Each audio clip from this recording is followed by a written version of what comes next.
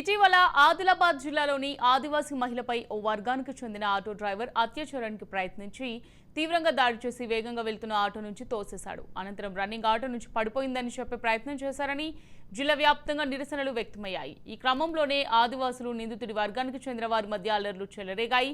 ఈ క్రమంలో జైనూర్ ప్రాంతంలో పరిస్థితులు అదుపు తప్పాయి. దీంతో రంగంలోకి దిగిన పోలీసులు ఇంటర్నెట్ కట్ చేసి 144 సెక్షన్ అమలు చేసి అదుపులోకి తీసుకొచ్చారు. ఇదిలా ఉండగా జైనూర్ ఆదివాసీ మహిళపై అఘాయిత్యానికి పాల్పడే వ్యక్తిని ఉరితీయాలని డిమాండ్ చేస్తూ ఆదివాసీ హక్కుల పోరాట సమితి తెలంగాణ బంద్కు పిలుపునిచ్చింది.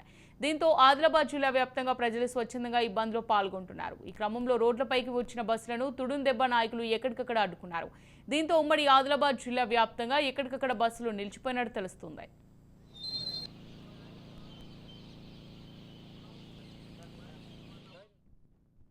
ప్రభుత్వం అదేవిధంగా గవర్నరు నిర్లక్ష్య వైఖరికి నిరసనగానే ఈరోజు తెలంగాణ రాష్ట్ర బంద్కు పిలుపునివ్వడం జరిగింది. ఎందుకంటే జైనూరు సంఘటన జరిగి ఇన్ని రోజులు గడిచినప్పటికీ కూడా ఆ యొక్క సంఘటన పైన ఇప్పటి వరకు ఎటువంటి అతిగతి లేకపోవడం, ఒక ఆదివాసీ మహిళను అత్యాచారం చేసి హత్య యత్నానికి ఒడిగట్టినటువంటి ఎస్కే మగ్దూమ్ పైన ఎటువంటి చర్యలు తీసుకోపోవడానికి ఇవాళ ప్రధానంగా తెలంగాణ రాష్ట్ర ప్రభుత్వం కావచ్చు, గవర్నర్ కారణం నుంచి మేము భావిస్తున్నాం. షెడ్యూల్ ప్రాంతాల్లో ఇవాళ పేసా గ్రామ సభలు కావచ్చు తీర్మానాలు చేసి ఇవాళ కలెక్టర్లకు, ఎంఆర్ఓలకు, పిఓలకు, ఎస్పీలకు ఇచ్చినప్పటికీ కూడా ఆ చట్టాలన్నీ కూడా వయలేషన్ అవుతూ ఇవాళ ఆదివాసీ మహిళలకు రక్షణ లేకుండా ఆదివాసుల భూములను లాక్కుంటున్నారు. ఆదివాసీ మహిళలను అత్యాచారాలు, మానభంగాలు, మర్డర్లు చేస్తున్నారు. కాబట్టి వాళ్ళను ఏజెన్సీ చట్టాలకు అనుగుణంగానే జైనూరు నుండి అక్కడి నుండి తరలించాలని చెప్పేసి ఇవాళ ఆదివాసీ సంఘాలు మొన్న 17 తారీఖు నాడు కిస్లాపూర్లో యావత్ సమాజం తీర్మానించడం జరిగింది.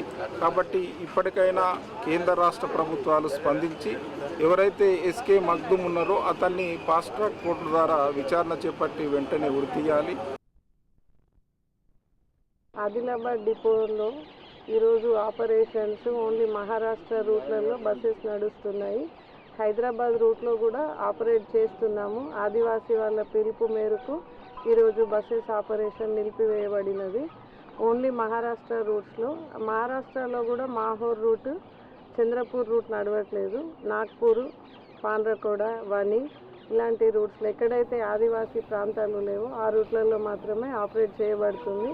పోలీస్ వాళ్ళ ఆదేశానుసారము బస్సెస్ ఆపరేట్ సూచనలు అంటే మధ్యాహ్నం వరకు మనకు రీస్టోర్ అయ్యే అవకాశం ఉంది. కాబట్టి కొంచెం వాళ్ళ ప్రయాణాన్ని పోస్ట్పోన్ చేసుకోవాలని విన్నపం. రైట్, ఇక ఇదే అంశానికి సంబంధించి మరింత సమాచారం మా ప్రతినిధి అరుణ్ కుమార్ అందిస్తారు. అరుణ్ కుమార్.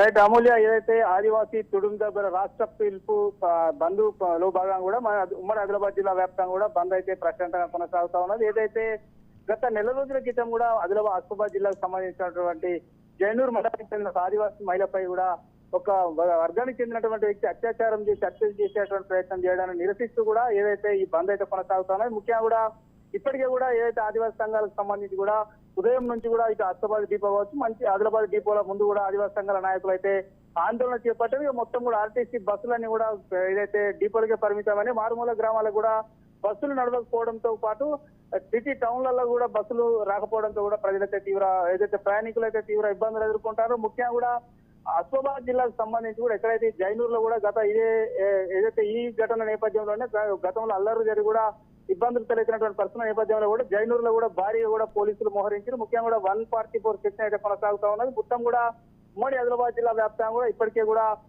ఆందోళన కొనసాగుతున్న నేపథ్యంలో పోలీసు అలర్ట్ అయిన ముఖ్యంగా కూడా ఏదైతే ఫస్ట్ ట్రాక్ కోర్టు ద్వారా కూడా ఏదైతే నిందితుడు మగ్దూమ్ అనేటువంటి అత్యాచారానికి పాల్పడిన నిందితుడిని కూడా ఇదే త్వర కూడా విచారణ చేపట్టి కూడా శిక్ష వేయాలంటూ కూడా ఆదివాసీ సంఘాలు అయితే డిమాండ్ చేస్తున్నాయి. ఈ నేపథ్యంలోనే ఈ బంద్ అయితే కొనసాగుతున్నది. ఎటువంటి అవాంఛనీయ ఘటనలు జరగకుండా కూడా ఉమ్మడి ఆదిలాబాద్ జిల్లా వ్యాప్తంగా కూడా ఏదైతే పోలీసులు అయితే భారీ బందోబస్తు ఏర్పాటు చేసి కూడా కొంతమంది ఆదివాసీ సంఘాల నాయకులను కూడా అదుపులోకి తీసుకున్నట్టు కూడా సమాచారం అందుతున్నది. ఏదేమైనప్పటికీ కూడా బంద్ అయితే ఇప్పటి వరకు అయితే ప్రశాంతంగా కొనసాగుతున్నటువంటి పరిస్థితి అయితే ఉమ్మడి ఆదిలాబాద్ జిల్లా వ్యాప్తంగా కొనసాగుతున్నది. Amulya. Right, thank you Arun.